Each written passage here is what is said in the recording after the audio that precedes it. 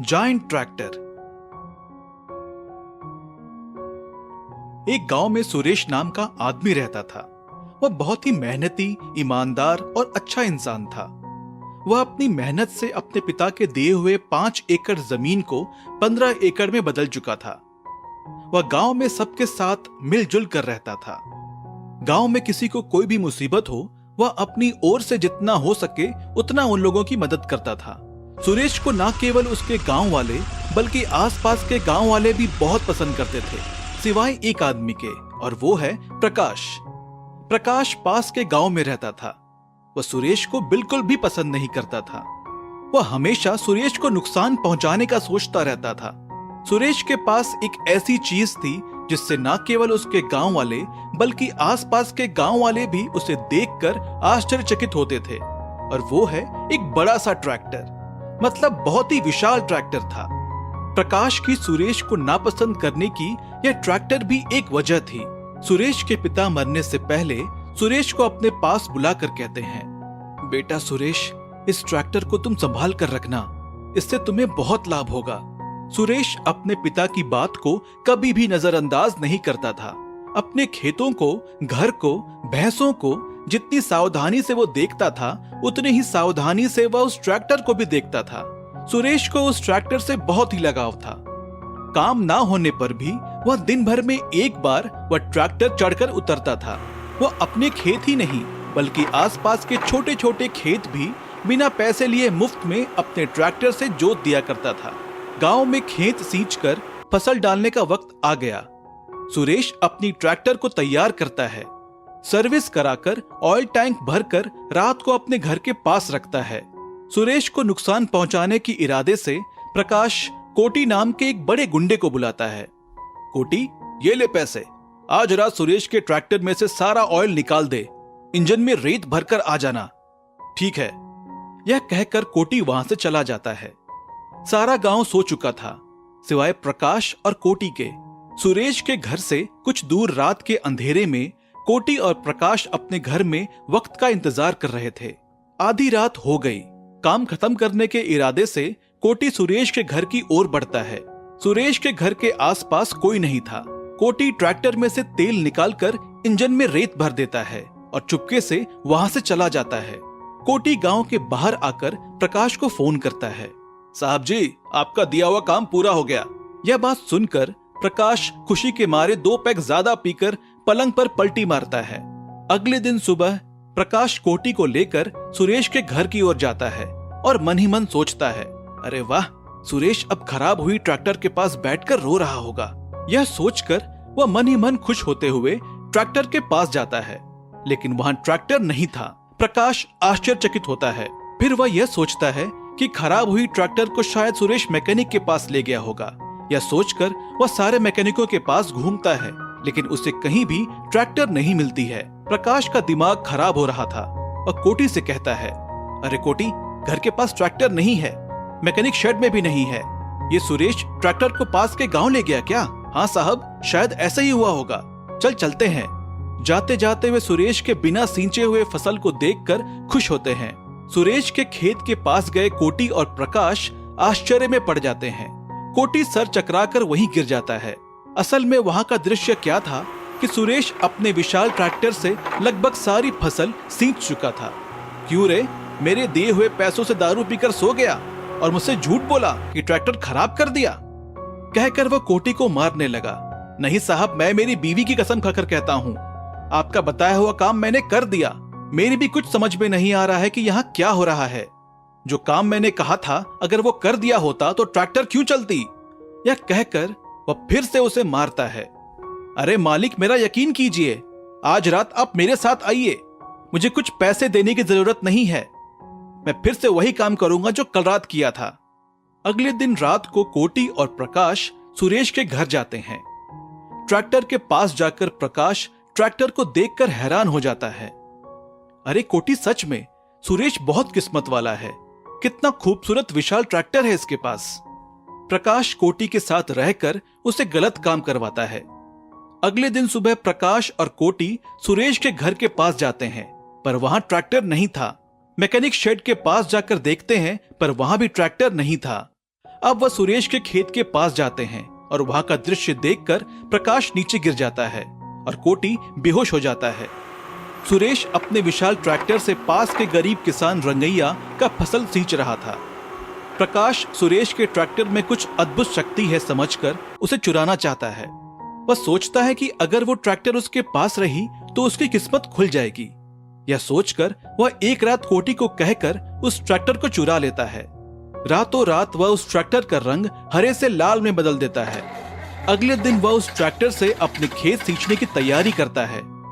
पहले वह ट्रैक्टर में बिना ऑयल डाले उसे स्टार्ट करने की कोशिश करता है, पर वह स्टार्ट नहीं होती है। वो 1 लीटर ऑयल डालकर करता है, पर स्टार्ट नहीं होती। फिर वह 1 और लीटर तेल डालता है। ऐसा करते करते वह कई लीटर तेल उसमें डाल चुका था, पर स्टार्ट नहीं हुई। आखिर में 1 कतरा भी तेल नहीं था। ये कैसा जादू है, कहकर प्रकाश ट्रैक्टर से नीचे उतर कर देखता है। जैसे ही प्रकाश ट्रैक्टर से नीचे उतरा तो एकदम से वह ट्रैक्टर स्टार्ट होकर खेत के पास में प्रकाश के घर पर तेजी से बढ़ती है और वो प्रकाश के घर को तहस नहस कर देती है।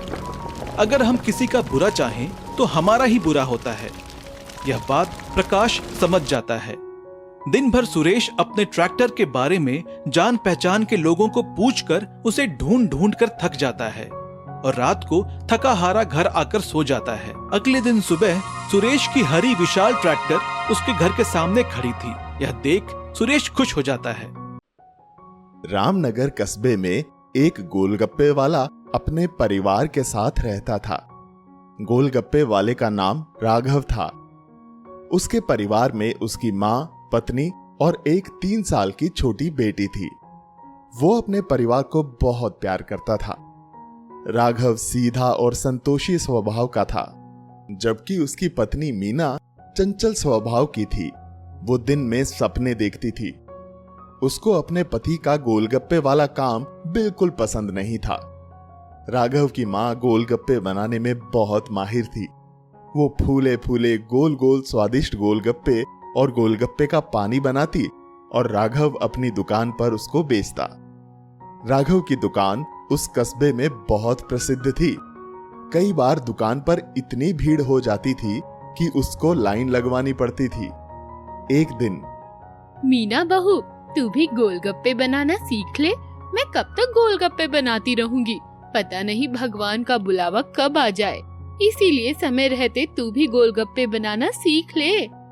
नहीं माँ, गोलगप्पे बनाने के लिए आप मुझसे ना कहें, क्योंकि ये काम मुझे शुरू से ही पसंद नहीं है। बहू, कोई काम छोटा या बड़ा नहीं होता, बस चलना चाहिए। राघव ने गोलगप्पे के काम से ही ये घर बनाया है। बता, किस चीज की कमी है तेरे पास?